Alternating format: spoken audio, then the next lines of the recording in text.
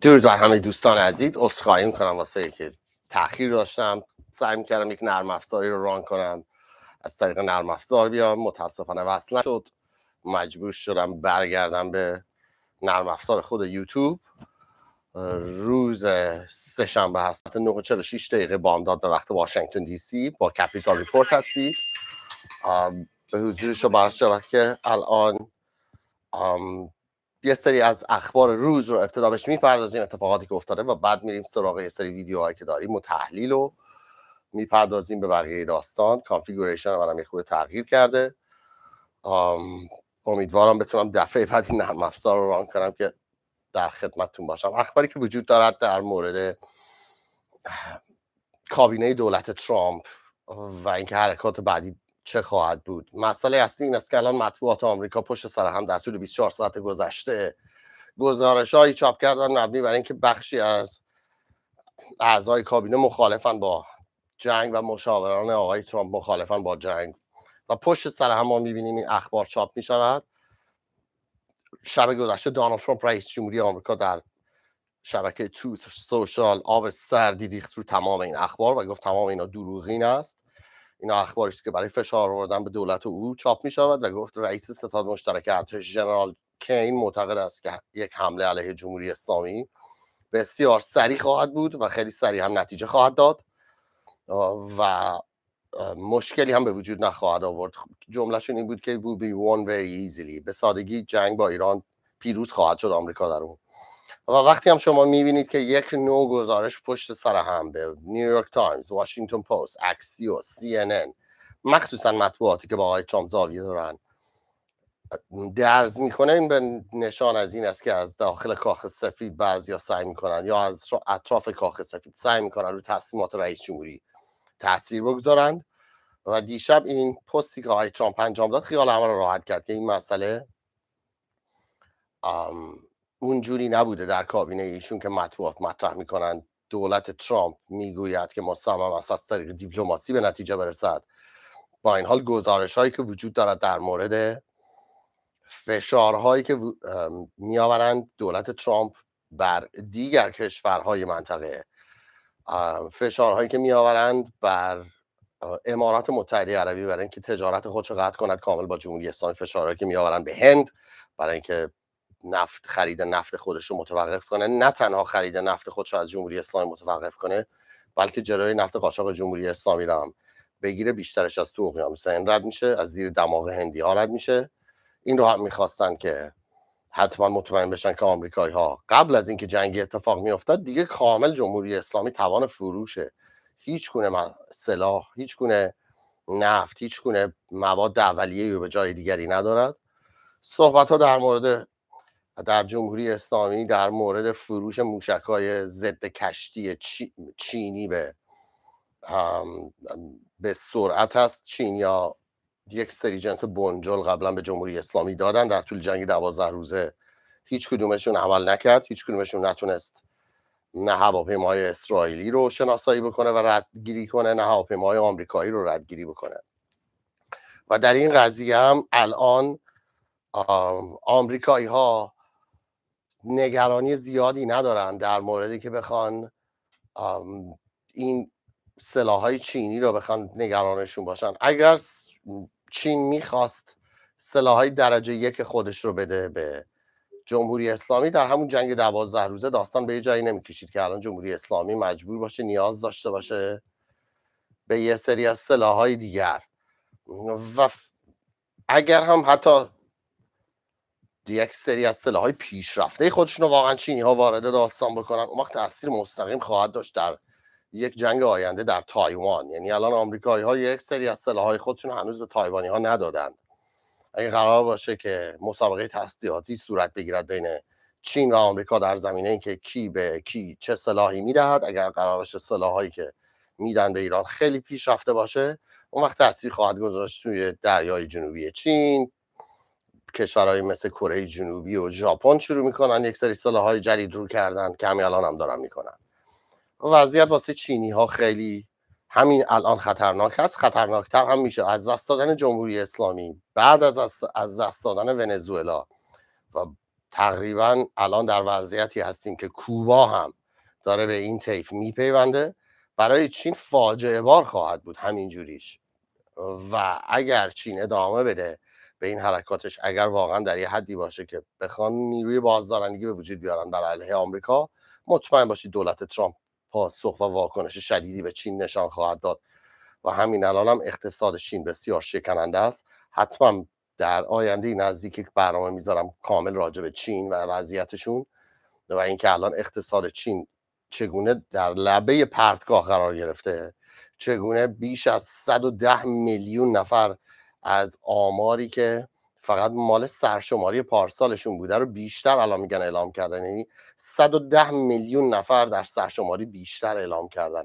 یک حکومت بسیار فاسد که با این 110 میلیون اضافه اعلام کردن در سرشماری، هر کدوم از اون استاندارها خب سوبسیدهای بیشتری میگیرن، کمپانی‌ها سوبسیدهای بیشتری میگیرن از دولت و اونها هم در حال چپاول منابع مردم خودشون هستن. چین هم در لبه پرتگاهه و تلاشایی هم که چین میکنه برای اینکه بخواد با جمهوری اسلامی یه سری سلاح بفروشه، فقط برای اینکه بخواد یه اطلاعاتی رو مگر اینکه از جنگ به دست بیاره که بتونه در یه جنگ آینده احتمالی با آمریکا یا نیروهای متحد آمریکا در دریای جنوبی چین بتونه دست بالاتر رو داشته باشه، که اونم کور خوندن. آمریکایی‌ها به اندازه کافی سلاح‌های قدیمی ریختن دور ایران، احتیاجی هم ندارن سلاح‌های جدیدشون رو خرج جمهوری اسلامی بکنن. جمهوری اسلامی عددی نیست که آمریکایی‌ها بخوان به خاطرش سلاح‌های خیلی پیشرفته بخوان رو کنن. همون سلاح‌های قدیمیشون دهه 70 و 60 از A10 وارتاگ آوردن، هواپیمای دهه 60 تا F-15 ایگل، هواپیمای دهه 70 و همونا جوابگو هست. احتیاجی نیست خیلی بیشتر از این بخوان خرجش بکنند. بنابراین این اخباری هم که جمهوری اسلامی مطبوعاتش با آب و تاب دارن گزارش میدن، من دیدم صفحات اول مقالات روزنامه‌های جمهوری اسلامی زده بودن سورپرایز دریایی، انگار چیز جدیدی است. آمریکایی‌ها با این داستانا حالا روبرو نشدن. خیلی هم عادی است، کسی هم نگرانی ندارد. از تیررس خیلی از این موشک‌ها دورند و به اندازه کافی آمریکایی‌ها سیستم‌های دفاعی دارند روی این ناوهای هواپیمابرشون که قد یه شهرن. این ناوهای هواپیمابر به اندازه کافی سیستم‌های دفاع ضد هوایی روشون هست. ضمن اینکه فرض من میگیرم این جمهوری اسلامی فکر هیچ جاشو نکرده، فرض من میگیرم که جمهوری اسلامی موفق شه تا یک حمله هم به سربازای آمریکایی حمله کنه، توی پایگاهی یک کشتی رو ضربه بهش بزنه، مثلا 25 تا 50 تا سرباز آمریکایی رو بکشه. امید جمهوری اسلامی اینه که با ضربه زدن به نیروهای آمریکایی باعث شه مردم آمریکا فشار بیارن به دولت آمریکا و پا پس بکشه، ولی این دقیقاً برعکس خواهد شد. یعنی اگر همچین ضربه‌ای رو جمهوری اسلامی اگر موفق بشه یک جایی بزنه در طول این جنگ و باعث کشته شدن آمریکایی‌ها بشه، اون وقت قدرت کامل آمریکا رو خواهد دید. یعنی الان آمریکا، آقای ترامپ باشون در حال روپایی زدن است. بارها هم عرض کردم الان هنوز جدی نشده داستان، خیلی هم جدی نمیگیرتشون فعلا تا وقتی که این داستان جنگ شروع نشده. بعد از اون هم اگر جمهوری اسلامی موفق به ضربه زدن بشه، میتونه مطمئن باشه که پشت سرش آمریکایی ها به شدت متحد خواهند شد در پس این قضیه و اتفاقا باعث خواهد شد که فشار بیشتری به جمهوری اسلامی بیاد. بنابراین این گزارش هایی که در روزنامه ها و مطبوعات جمهوری اسلامی چاپ میشه در مورد خرید تسلیحات چینی و روسی کسی رو در واشنگتن نگران نمیکنه و در نهایت هم باعث میشه که جمهوری اسلامی یه سری جنس بنجل بخره که در موقعی که موقع اضطرار باشه به کارشون نیاد و مثل دفعه قبل در جنگ 12 روزه راداراشون خاموش بشه، سیستمای موشکیشون کار نکنه، فرماندهانشون یکی یکی شکار بشن و دیگه نتونن کنترل بکنن، کنترلی داشته باشن. اخبار دیگه که راجع به مذاکرات هست و اینکه قرار است پنجشنبه حالا دوباره مذاکرات صورت بگیرد و داستان این است که آمریکایی ها در جلسه قبلی رفتن و گفتن غنی سازی صفر. جمهوری اسلامی شروع کرده است بازی در آوردن، نه حالا ما یه پیشنهاد جدید میدهیم، یه کار جدید میکنیم، یه طرح جدید برای شما میاریم. یه سری پیشنهادات اقتصادی و پیشنهادات تجاری جمهوری اسلامی مطرح کرده است که آمریکایی‌ها گفتن حالا اینو بذار فعلا بعداً. اگه بیایید مطمئن بشین فعلا اول شما بمب اتم نمیخواید بسازید، شهرهای موشکیتون تحت کنترل نیابتی، پول نمیدید، با مردم خودتون خوب رفتار میکنید، بعد بیاد صحبت اقتصادی بکنید. الان موقع صحبت اقتصادی نیست. و بعد از اون هم بخش دیگری که بوده، آمریکایی ها هشدار بسیار جدی دادن در مورد نیابتی ها، در مورد شهرهای موشکی و در مورد رفتار جمهوری اسلامی با مردم خودش. و پیشنهادی آمریکایی ها ندادند. اون چیزی که سناتورها گفتن در طول 24 ساعت گذشته، مخصوصا سناتور تام کاتن که عضو کمیته روابط خارجی کنگره سنای آمریکا هست و عضو کمیته اطلاعاتی سنای آمریکا، ایشون میگوید هیچ پیشنهادی در قبال برنامه موشکی و نیابتی ها و کنترل رفتار جمهوری اسلامی با مردم خودش و در منطقه از سوی آمریکایی ها به طور مستقیم ارائه نشده، چون دلیلی هم نداشته که آمریکایی ها بخوان بیان پیشنهاد بدن. جمهوری اسلامی باید بیاد بگه چه تغییراتی تو سیاست های خودش انجام میده و اینه که مهمه در قضیه. و الان روز پنجشنبه احتمالاً آخرین مهلتیه که برای جمهوری اسلامی وجود داره که بیاد، حالا هر چی طرح و برنامه داره بخواد ارائه بده و دولت ترامپ هم احتمالاً چند روز وقت خواهد گذاشت برای اینکه اونا رو بررسی بکنه. بعد از اون جنگه، من شک ندارم که دولت ترامپ از قبلم تصمیم خودشو گرفته و فشارهایی هم که داره بیشتر میشه، یواش یواش آقای ترامپ رو به این صرافت انداخته است که شاید وقت جنگ رو باید بندازه جلو به جایی که بخواد عقب‌تر بندازه. زمزمه هایی وجود داشت از اینکه آقای ترامپ بیشتر مایل این داستان ادامه پیدا کنه، هر چقدر بیشتر ادامه پیدا کنه جمهوری اسلامی ضعیف‌تر میشه، و هر چقدر ضعیف‌تر بشن، تحت فشار روانی بیشتری باشن، یک حمله بزرگ و گسترده تاثیرات بیشتری میتونه داشته باشه، چه در افکار عمومی ایران، چه در افکار عمومی مردم ایران، چه در افکار عمومی جمهوری اسلامی و ارزشی‌ها. ولی الان یواش یواش فشارها بر ایشون داره بیشتر میشه، چه از طرف کسایی که میگن چی شد سریعتر، قول دادیم، حرف زدیم راجع به این قضیه، اومدی گفتی the help is on the way و help is on the way یعنی که زود دیگه دارن فشار میارن و بخشای دیگری هم هستن که میخوان جلوشو بگیرن، اونها هم براش درد سرساز خواهند بود اگه قرار باشه که این مسئله رو ادامه نده و به زودی به اون قولی که داده وفا نکنه. فشارهای سیاسی بر آقای ترامپ بیشتر شده و احتمال تصمیم گیریش بر اساس صحبت هایی که شنیدیم استیو ویتکاف هم کرده در موردی که به زودی یک ضربه بزنه به جمهوری اسلامی بیشتره. آیا این ضربه ای خواهد بود که کار رو یکسره خواهد کرد؟ آیا ضربه ای خواهد بود که در پسش میاد عقب و منتظر میشینه؟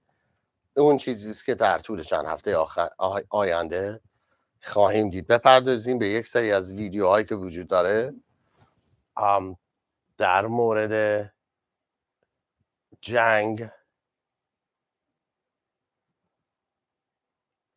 یه ویدیویی هست در که امریکایی ها چطور یک سری از تکنولوژی های قدیمی که وجود داشته رو دوباره آوردن استفاده کردن. یک ویدیویی میخوام بذارم از شما برای از ویکتور دیویس هانسن. ایشون پادکست دیلی سیگنال رو داره، به آقای ترامپ خیلی نزدیکه، الان نزدیک چند ماه کانال یوتیوب را انداخته، نزدیک 1 میلیون فالوور داره، هنوز چی نشده. ویدیو کوتاهی است میگذارم راجع به نظرات ایشون. آقای ویکتور دیویس هانسن بیشتر متمایل به این است که انزواگره، بیشتر متمایل به این است که جنگی صورت نگیره و این تحلیلش هم یه خورده از اون نقطه ماگاست که میگه به سمت جنگ نباید رفت. ولی با این حال حتی موضع ایشون هم الان یواش یواش تو چند وقت اخیر به نظر میاد شل شده در مورد جنگ. میذارم ویدیوشو نگاه میکنیم، راجبش حرف میزنیم. ویکتور دیویس هانسن، ایشون هم تعقیب کنید، بهتون پیشنهاد میکنم. Positioning the largest naval and air forces with submarines off the coast of Iran, in the Persian Gulf, in the Mediterranean, in the Red Sea, that we've seen since the invasion of Iraq in 2003. ایشون میگه از زمان 2003 چنین نیروی آمریکایی در منطقه خلیج فارس ندیدیم. آمریکا همچین میزانی از نیروهای خودش آخرین بار به همچین حجمی در سال 2003 در منطقه آورده بود پیش از جنگ با صدام حسین.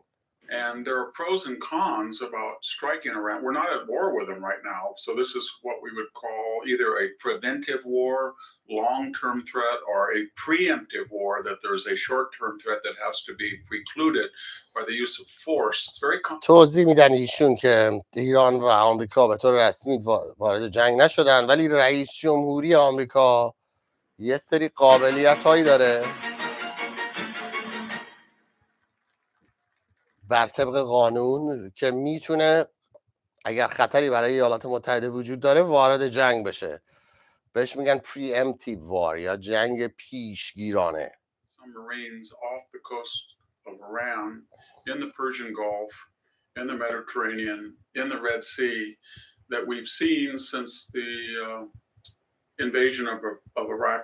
توضیح میدن دوباره راجع به تعداد سربازای آمریکایی که در منطقه هستن. اگر نگاه کنید سمت چپش کلاهخود رومی هست، آقای ویکتور دیویس هنسن فیلسوف هم هست، ایشون و استیو بنن جزو یک گروهی هستن در ماگا که میگن مشکلات غرب، تمدن غرب با ایران بیش از اسلامه و میگن این داستان برمیگرده به زمان ساسانیان و اشکانیان، میرن به داستان روم باستان و اینا و خیلی بیشتر اینا میگن که ما نوادگان در واقع روم باستان هستیم و نگاهشون به پرژیا در کل، به امپراتوری پرژیا یه نگاهی با شک و تردیده.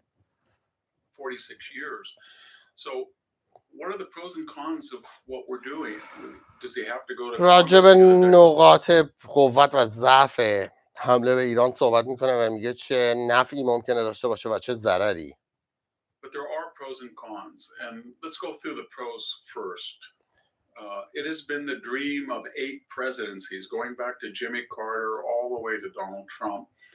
راجب این صحبت میکنه که چه چیزیش به نفع ماست. میگه رویای 8 رئیس جمهور بوده غیر از باراک حسین اوباما که میخواست با جمهوری اسلامی و توافق برسه، هر جوری شده. رویای 8 رئیس جمهور بوده که از شر جمهوری اسلامی راحت شن. Give them money that had been sanctioned. He lifted the sanctions, so did Joe Biden. The idea was to balance راجب آقای اوباما الان Israel صحبت and the میکنه. Arab countries with a Shia revolutionary country, and then that would produce creative tension, I suppose, that Obama thought he would adjudicate. But other than that, every president has wanted an end to that anti-American regime. They have killed more Americans than any terrorist organization. میگه که جمهوری اسلامی بیشتر از هر کشور دیگه ای تا حالا آمریکایی کشته. You would also end this cat and mouse game that we played for 20 years about Iranian nukes. It's a 20 سال هم است میگه آمریکا درگیر بازی موش و گربه است با جمهوری اسلامی برای برنامه هسته‌ایش. It's not going to happen. They can't be trusted. They're a دیگه جمهوری revolutionary, اسلامی نمیشه بهش اعتماد کرد. not rational regime. نمیشه But it would be very اعتماد good کرد که به اون that, قولایی که میدن they عمل didn't کنن. have the ability with their hypersonic missiles or their other ballistic missiles to hit. بعدم مسئله موشک‌های هایپرسونیک و دیگر موشک‌های بالستیک که جمهوری اسلامی دارن حل نشدنیه. پایگاه‌های آمریکایی همیشه در تیررسشونه، همچنین کشورهای منطقه‌ای که با آمریکا بیزنس میکنن اونم از بین نخواهد رفت. It would be a moral thing. As I said, 10 to 30,000 protesters. از لحاظ اخلاقی میگن بسیار مهمه. ایشون میگن 10 تا 30 هزار ایرانی کشته شدن در طول تظاهرات اخیر. And this regime is, as we speak, is hanging people, executing people. It's a rogue regime. و رژیم جمهوری اسلامی در حال اعدام معترضین، در حال دار زدن مردمه، در حال شکنجه اون کسایی که حالا دستگیر کرده. Protest. It would also stabilize. Everybody thinks it's going to destabilize the Middle East. It would probably stabilize the Middle East. And و میگه خیلی فکر میکنن جنگ باعث میشه منطقه به هم بریزه. اتفاقا به نظر من باعث میشه جنگ با جمهوری اسلامی منطقه آروم بشه. Those terrorist organizations may die in the vine, and the Arab countries might feel more secure that they could cut a deal according to the Abraham Accords with Israel. But there is cons. Let's make no mistake و حالا about it. به نکات منفیش اشاره میکنه. 200,000 ton displacement carriers, one in the Persian Gulf and one in میگه the وقتی 2 تا ناو هواپیمابر شما پارک میکنی دور و بر ایران، یکی در نزدیکی آبهای خلیج فارس و دیگری در دریای مدیترانه که هر کدومشون 100,000 تن وزن دارن. همونجور که من میگم یک شهر دریایی هن، شهر شناور، و اینا یه هدفهای بزرگی هن که میتونند آسیب پذیر باشند. هر کدومشون بین 10 تا 20 میلیارد دلار هزینه اون ناوگروه هاست و یک سری اسباب بازی فقط نیستن، اینا یک سری ناوهای هواپیمابری هستن که آمریکایی‌ها مدت‌ها روشون سرمایه گذاری کردن. آوردنشون زیر تیررس جمهوری اسلامی آقای ویکتور دیویس هنسن میگه خطرات خودش رو داره. بذاریم تبلیغ تموم شه. اسکیپ. Up in November. Most presidents are very wary to take on an optional military. و بعدم ایشون به انتخابات میان دوره‌ای اشاره میکنن که امسال در ماه نوامبر و بسیاری از رئیس جمهوری‌ها در مورد انتخابات میان دوره‌ای در اون دوره‌ور بسیار محتاطند. خیلی محتاطن که اتفاق خاصی نیفته که باعث شه رأیشون از دست بدن. آقای ویکتور دیویس هنسن میگه اگر بتونه وضعیت ایران رو جمع بکنه دونالد ترامپ به صورت مثبت در انتخابات میان دوره‌ای مجلس و سنا تاثیر خواهد گذاشت، باعث میشه جمهوری خواهان بتونن کنگره رو نگه دارن. 2020 against so-called forever wars, optional military engagements, especially in the Middle East. In the past, he's been able to square that circle by limited engagements. In other words, the taking out of the Wagner group in Syria. توضیح میده که آقای ترامپ شعارش همیشه این بود که از جنگ‌های همیشه و جنگ‌های بی‌پایان خارج شه و واسه همینم رأی آورد. ولی ایشون چیزی که الان تحلیلی که میکنه که تحلیل بسیار درستی هم هست، میگه به خاطر اینکه آقای ترامپ در طول دور اول ریاست جمهوریش و یک سال دور دوم ریاست جمهوریش ضرباتی زد به دشمنان آمریکا که هیچ کدومشون باعث جنگ طولانی نشد، هیچ کدومشون باعث فاجعه برای آمریکا نشد. ضربات سختی زد به دشمنان آمریکا از جمله جمهوری اسلامی که همه میگفتن این باعث جنگ منطقه‌ای میشه و نشد.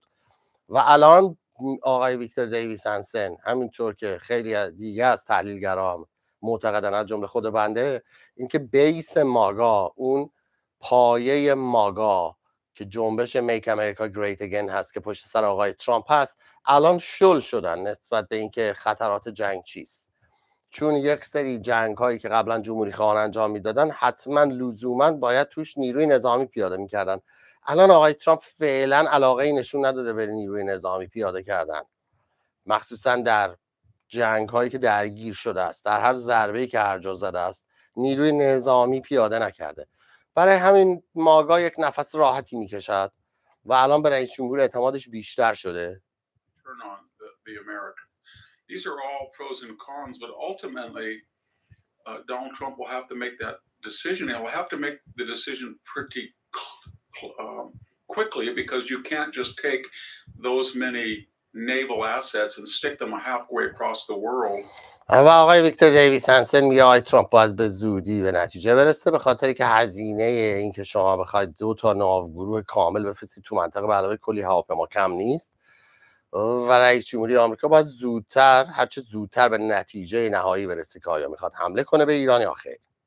And for terms of deployment, wear and tear on the machinery, deployment time, etc. There is a window, and the window is probably about یعنی پنجره‌ای وجود داره. ایشون میگه پنجره‌ای که وجود داره 6 هفته است. این ویدیو دیروز پر شده. میگه پنجره‌ای که برای حمله به ایران وجود داره 6 هفته است. They want the regime gone. On the other hand, the last time they exchanged missiles and attacks with Iran, they were getting very low on anti-ballistic missile defense weaponry. So we don't know quite where they're stopping. یه مسئله دیگه هم که وجود داشت در دوره جنگ 12 روزه اینه که به امریکایی‌ها و اسرائیلی‌ها تعداد زیادی از موشک‌های ضد موشک خودشون رو خرج کردن و باعث شد که یواش یواش مهماتشون کم بشه. الان نمیدونیم وضعیت مهماتشون اسرائیل و آمریکا چه جوریه. به نظر میاد خیالشون راحته.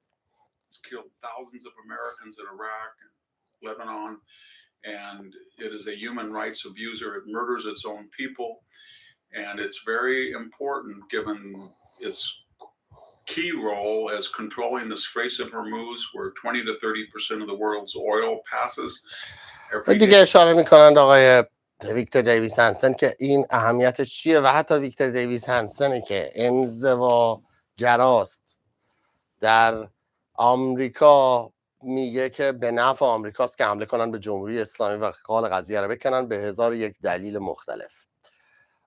قبل از اینکه بریم سراغ موضوع اصلی این لایف، میخوام بدونم از کدوم شهر هستید. دمتون گرم. به من بگید از کجایید.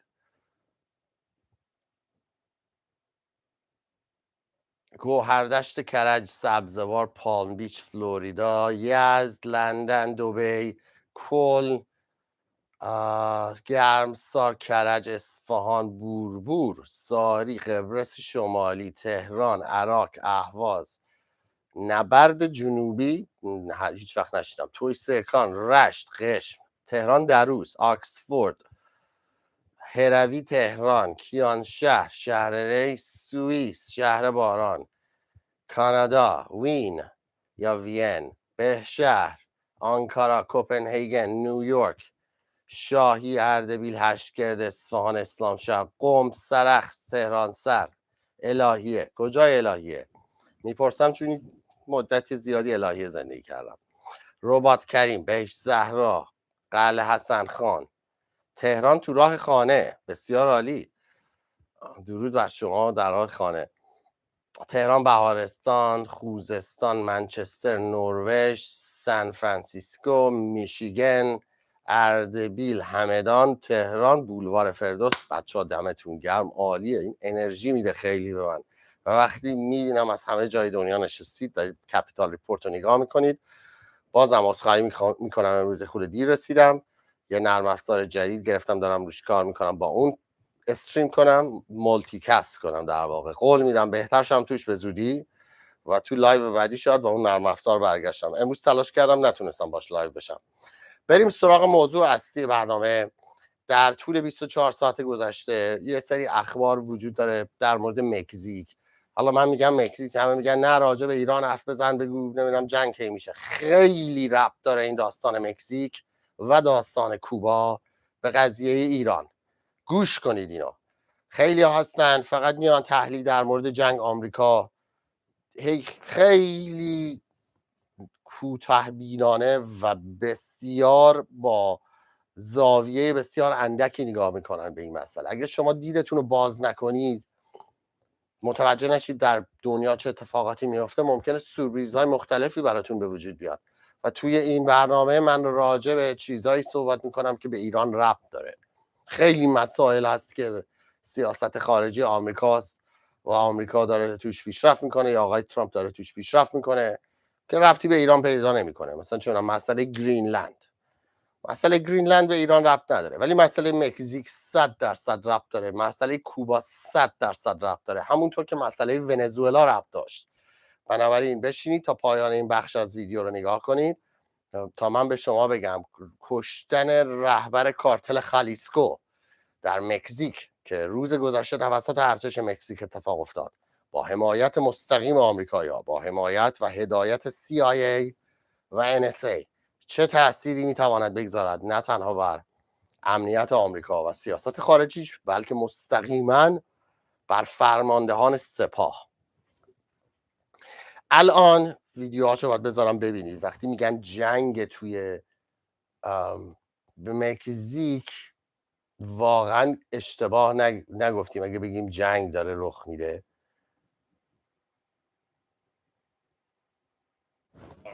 الان به حضور شما عرض شود که روز گذشته ارتش مکزیک تحت هدایت آمریکایی ها، یک سری یونیت های ارتش آمریکا دارن، FBI هم داره، CIA هم داره در مکزیک و این یونیت ها رو خودشون آموزش میدن، آمریکایی ها خودشون بهشون پول میدن، خودشون هدایتشون میکنن، هدایت اطلاعاتیشون میکنن و خودشون بهشون میگن که چه عملیاتی انجام بدن، به خاطر که به دولت مکزیک اصلا اعتماد ندارن.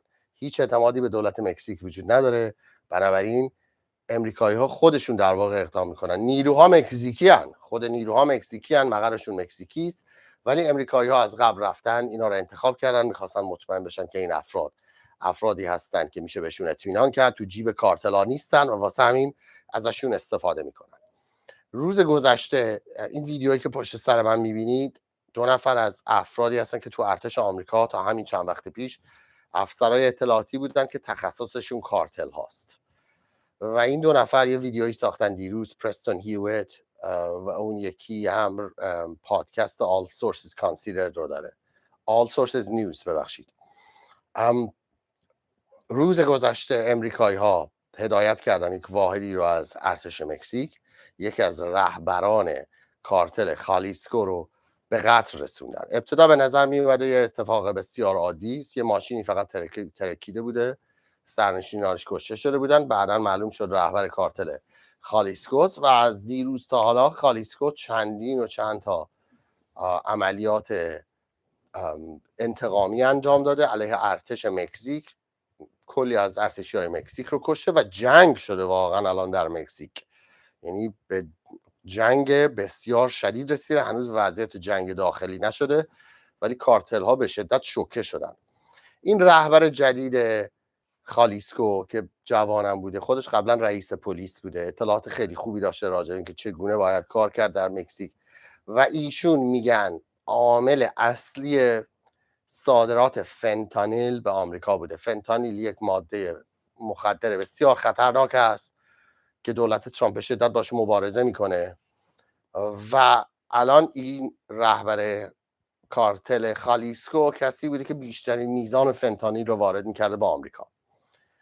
بعد از اینکه آقای ترامپ اومد سر کار به مکزیک، دولت مکزیک هشدار داده بود. مکزیکی‌ها خب اینو میشناختن این رهبرا، ولی هیچ جوری نمیتونستن، جرئت نمیکردن برن جلوشو بگیرن. کارتلات مکزیک رو کنترل میکنن، زندگی مردم رو کنترل میکنن، دولت رو کنترل میکنن واقعا، و حاضر نشد مکزیکو بره سراغش. در این ویدیویی که من نگاه کردم نزدیک 45 دقیقه است، با مدارک توضیح میدن که بعد از اینکه آقای ترامپ عملیات انجام داد علیه نیکولاس مادورو در ونزوئلا، دولت مکزیک گفت ای وای، الان اگه این کار رو انجام داده توی ونزوئلا، بنابراین بعد میاد داخل مکزیک و هدف بعدی هم این رهبران کارتل خواهد بود، از دست ما هم در میره. بنابراین چیکار کنیم؟ آیا اجازه بدیم آمریکایی‌ها بیان عملیات تو خاکمون انجام بدن؟ آیا خودمون عملیات انجام بدیم؟ و بعد به این نتیجه رسیدن که به نفعشونه، به نفع دولت مکزیک که خودش وارد عمل بشه بدون آمریکایی‌ها هم هی بهشون میگفتن که ببینید ما دیگه حوصلمون سر رفته، دیگه میخوایم بیایم عملیات انجام بدیم، یا شما انجام میدید یا ما. این رهبرا رو باید یکی یکی، این رهبرای مختلف رو، کارتلا رو، یا برید دستگیر کنید یا برید بکشید. و مکزیکی‌ها در نهایت تصمیم گرفتن خودشون اقدام کنن با هدایت مستقیم آمریکایی‌ها. CIA و NSA این عملیات صورت گرفته. اسرائیلی ها یک مدل مشابهی از این در ایران دارن، یعنی مدلی که فرماندهان سپاه رو پیدا میکنن بر اساس یه سری گروه هایی است که این گروه ها خودشون در ایران فعالن، هسته های فعال عملیاتی اسرائیل هستن و حتما آمریکایی‌ها هم یه سری هسته های فعال عملیاتی دارن در داخل ایران. این مدلی که رفتن سراغ رهبر خالیسکو و کشتنش، یک نشون میده که هیچ کس دیگه در امان نیست.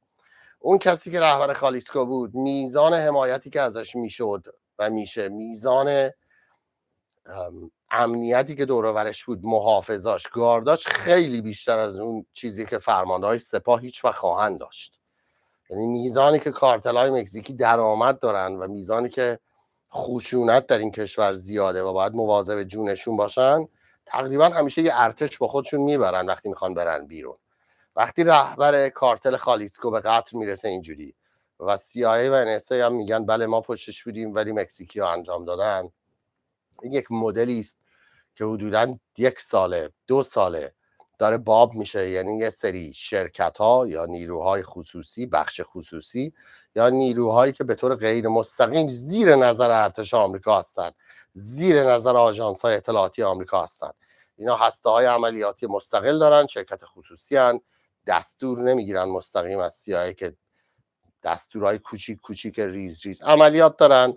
یه چیزی مثل فیلم میشن ایمپاسیبلن، اونجوری میرن واسه خودشون عملیاتشون رو انجام میدن. و مدلی هم که راجع به کشتن رهبر کارتل خالیسکو انجام دادن در مکزیک، این به من میگه که این یک رد پای حتما خواهد داشت بعداً در ایران. این کابوس فرماندهان سپاه خواهد بود در طول جنگ احتمالی با آمریکا. مدلی که آمریکایی ها از طریق یک سری کانترکتر، نیروهایی که استخدامی هن، استفاده میکنن و اینجوری دشمنان آمریکا رو از سر راه برمیدارن. این مدلی که میتونه در ایران هم صورت بگیره. غیر از اون اخبار مربوط به کوبا در مورد اینکه الان فشار دولت ترامپ آروم آروم به کوبا همینجوری هی بیشتر میشه و کوبا ترک‌های بیشتری داره در این کشور در حکومتش صورت میگیره. تعداد بیشتری از افرادی که صاحب منصب هستن در کوبا دارن انتقاد میکنن از دولت این کشور و رئیس جمهوری این کشور به شدت تحت فشار هست. برق ندارن، آب کم دارن، نفت بسیار اندک دارن، انرژی بنابراین بسیار اندک دارن و اقتصادشون کاملا خوابیده است و دولت ترامپ رفته به سمت اینکه بخواد تغییر رژیم رو در کوبا به وجود بیارد. چند بار عرض کردم در این لایو که آقای ترامپ متخصص این است که از آب گلالود ماهی بگیرد و به نظر بنده این تندبادی که الان تندباد آزادی است و در جهان در حال وزیدن هست، کوبا، مکزیک و جمهوری اسلامی بر یک رشته قرار دارند. هر ستای اینا برای دولت ترامپ روی یک رشته هستند. دولت ترامپ به دنبال این است که وضعیت رو در مرزهای جنوبی تحکیم کرده، مرز و بسته، به دنبال این که فعالیت کارتل ها رو محدود کنه. به خصوص بسیاری از این فشارهایی که به کارتل ها میاره به نظر بنده به خاطر مواد مخدر نیست، اصلش به خاطر مسائل امنیتی است. آقای ترامپ و دولت آمریکا زرنگتر و باهوشتر از این هستند که بخوان جلوی مواد مخدر رو بگیرن. مواد مخدر در آمریکا و در همه جهان یک محصولی است که فروش میره، بخش عمده‌ای از اقتصاد جهانی بهش وابسته است. بسیاری از اون فروشندگان و قاچاقچیان مواد مخدر پولی که در میارن در نهایت میان تو همین بازار خرج میکنن. بنابراین حالا درسته که یه سری از مواد مخدر کشنده است مثل فنتانیل و حتما دولت ترامپ میره جلوشو میگیره، ولی مواد مخدر دیگر رو اونقدر دولت ترامپ نگرانی راجبش نداره، اونقدر فشار نمیاره که بخواد بره جلوی ماده مخدر رو بگیره. مشکل دولت ترامپ با کارتل ها همکاریشون با گروه های اسلامگراست، همکاریشون با گروه های تروریستیه، همکاری هایی که تا حالا داشتن. باید بیان مثل قناری بشینن یکی یکی توضیح بدن به CIA و NSA که چه کسایی بردن داخل آمریکا، چه تروریستایی وارد آمریکا کردن، چه تروریستایی رو در دنیا میچرخونن، کجاها با تروریستا همکاری میکنن. بعد بیان بشینن مثل بلبل واسه CIA توضیح بدن همه کاراشون رو. و وقتی این اتفاق افتاد خواهید دید که فشارها در روی کارتل هم کم میشه. رشته دوم کوباست. کوبا نظام کمونیستی، کشوری که بغل دست آمریکاست، 150 کیلومتر فاصله داره، پایگاه داده به چین، پایگاه داده به روسیه، پایگاه شنود داده. 70 ساله که داره در آمریکا کارهای ضد جاسوسی های آمریکا رو انجام میده، جاسوسی شهروندان سابق کوبا رو انجام میده، جاسوسی برای کشورهای دیگه انجام میده و طاقت آمریکایی‌ها دیگه به طاق رسیده. اونجا هم سیستم کمونیستی بسیار قدیمی، کشوری که واقعا دیگه زوارش در رفته، مردمش تشنه آزادیان و کوبایی ها هم آدمایی هستن که هرچی کوبایی من دیدم تو بیزنسن و خیلی غربگران و عاشق رقصیدن و سیگار کوبایی کشیدن و تکیلا و موزیک و فرهنگ غربند. اون چیزی که من تا حالا از کوبایی ها دیدم، خیلی هاشون میخوان آزاد شه کشورشون. اونجا هم بخش عمده ای از آرای هیسپانیکا رو آقای ترامپ به خودش اختصاص خواهد داد.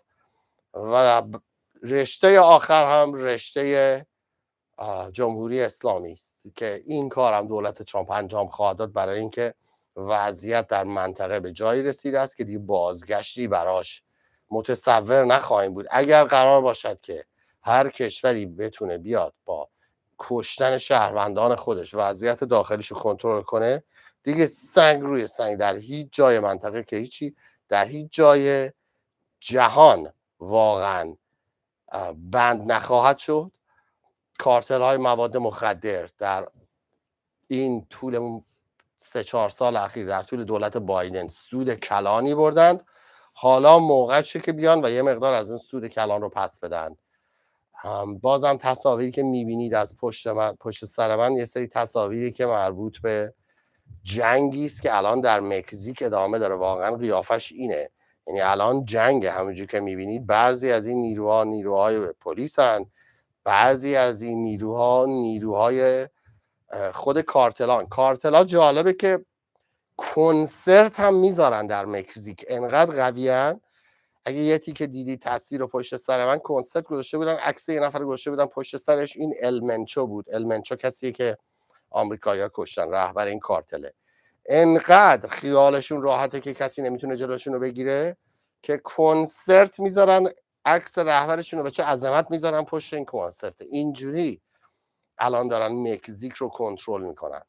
المنچو، این خود المنچوه، تحت کنترل کارتل هاست و دولت ترامپ از این دور نشست. 1 سال 2 سال پیش همه میگفتن چجوری شما میخواد برید این تو عملیات انجام بدید بدون اینکه بخواد تاثیراتی تو آمریکا داشته باشه.